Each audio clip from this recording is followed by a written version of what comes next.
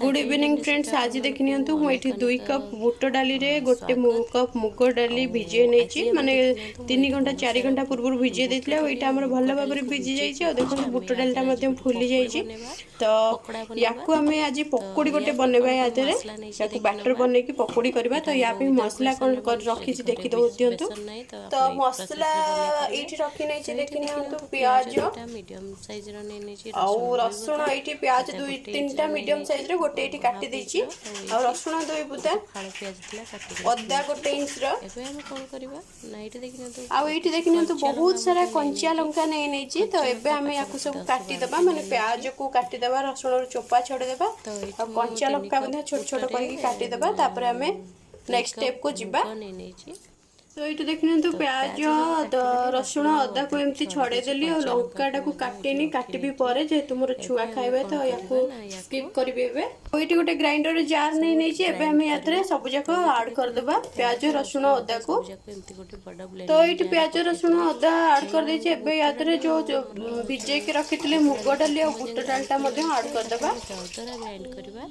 तो ये देखने यादर सब जाक पानी बाहर कर देछि। याकू भल भाव धोई देछि। याकू एमती आम ऐड करके ग्राइंड करबा। आ यादर बेसी पानी दबानी सुखा सुखा करके ग्राइंड करबा। आ यादर बिल्कुल भी पानी दबानी। देखिए हमर बैटरटा बनि जाय छै। और याकू एमती करके ग्राइंड करबे। पूरा पतला माने प्लेन करबे नै एमती दरदरा करके करबे। आ बुटटा देखंतु बुट डाली रे एते गोटा गोटा मध्ये अछि केतटा जगह रे।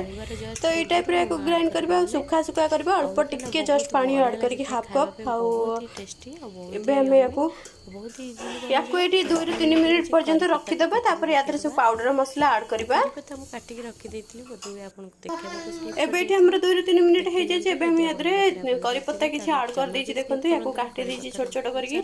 एबे हम यादर पाउडर मसला अन्य सब ऐड करबा। तो एठी देखनु बहुत सारा चाट मसला हम पके देली। माने गोटे 2 टेबलस्पून हबो चाट मसला ऐड कर देली। आमचूर पाउडर दे करबे। तो एठी 1/4 टीस्पून गरम मसला ऐड कर देली। गरम मसला 1/4 टीस्पून। तो एबे हम यादरे किछि ऐड करबेनी। और यादरे हम लूण पके नथली ग्राइंड करथली काहे ना लूण पकेले ता फाटी जिवो माने पानी फाटी जिवो। तो याकू सब मिक्स कर सला परे हम यादरे लूण ऐड करबा। किछि भी आपण ऐड करबेनी एमिति याकू मिक्स करबा। तो ये देखनी तो याकू सब भल भाव में मिक्स कर देछि। एपटे गोटे कड़ाई बसे देथिले और कड़ाईटा भल भाव में गरम हो जाइए। और यादरे मु तेल किछि ऐड करछि माने रिफाइन तेल। एबे आउ किछि तेल ऐड करबी। तो एबे हमर जतिक तेल छाणबा पय दरकार सेतिक ऐड कर देछि। तो एटा तेल गरम होबा भीतर हम सब लूण ऐड करबा।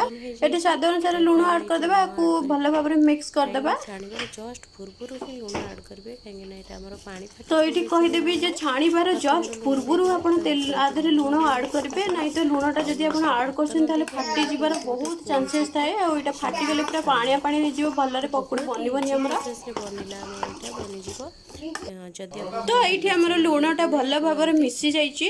आ एपटे देखिबा तेल कोन बैठी गोटे जगह रखि दिछि। आधरे मु छाणी के रखिबी। एपटे तेल हमर मध्य छाणीबा पय रेडी हे गलानी। एथरे गोटे दुईटा छोट छोट बैटर पकेथिली देखुथिली होछि ना नै माने तेलटा केते गरम हेलानी। तो भल भाव में गरम हे जाइछि देखि नियंतु। बढ़िया बास्ना आसुछि जेतु हमर यादरे चाट मसला। तो एठी देखि नियंतु याकू हमें पके गोटे गोटे करके पके देबा। और चेपटा चेपटा करके याकू पकेबे। कंचा लंका तो एमती करके सब गुडा हम छाणी दबा। बास्ना केते नॉर्मल जेमती हमर पकोड़ा बने तो सेमिति ही छाणीबा। तो एठी देखिनंतु हमर पड़ी जाइछि बैटर सब जाक पकोड़ा शेप रे। आ एबे हमें कोन करबा ना गैस को लो टू मीडियम फ्लेम रे ही रखिबा। हाई फ्लेम केबे भी करबनी। हाई फ्लेम रे आपण माने जानिथिबे पकोड़ी हो पकोड़ा हो जा भी आपण बनातु तो भीतर सिझी न थाए ऊपरटा जळी जाए जळी जिबा टाइप रही जाए। तो याकू हमें एमती ही छाणीबा। देखि नियंतु हमर पकोड़ाटा भी बढ़िया से हो जाइछि। माने याकू मो 2 ରୁ 3 मिनिट प्रायतः 4 ରୁ 5 मिनिट पर्यंत छाड़ी देथिली लो मीडियम फ्लेम रे। एटा भी बनि जाइछि। एबे हम याकू बाहर करबा। देखंतु केते सुंदर कलर आछि केते सुंदर बनिछि। तो याकू बाहर कर सला परे आउ जति कि अछि एतक सब एमती गोटे गोटे करके करि नेबी। तापर म आपन को देखेबी। तो एबे हमें आउ गोटे थरा एमती करके चेपटा चेपटा करके गोल गोल शेप रे पकेबा पकोड़ी। सब गुडा छाणी नेबी तापर तो एठी आउ थरे मोर पड़ी जाइछि। याकू सब एमती करके धीरे धीरे करके बाहर करनबा। आ कहबी जेहेतु हमर बुट डाली और मुग डालीटा सिझिबा पय टिके टाइम नै तो याकू 4 ରୁ 5 मिनिट पय लो मीडियम फ्लेम रे छाणी दबा। तो सब छाणी साला पर म आपन को देखेबी केमती बनिला हमर। और बहुत ही इजी प्रोसेस रे एटा बनुची। एटा देखि नियंतु तो ये देखी ना तो हमर केते सारा पकोड़ा बनीगला बहुत ही कम समय रे बहुत ही कम परिश्रम रे मध्य। जदि आपन घरे बेसन अवेलेबल नाही तो आपन को पकोड़ा खाइबार अछि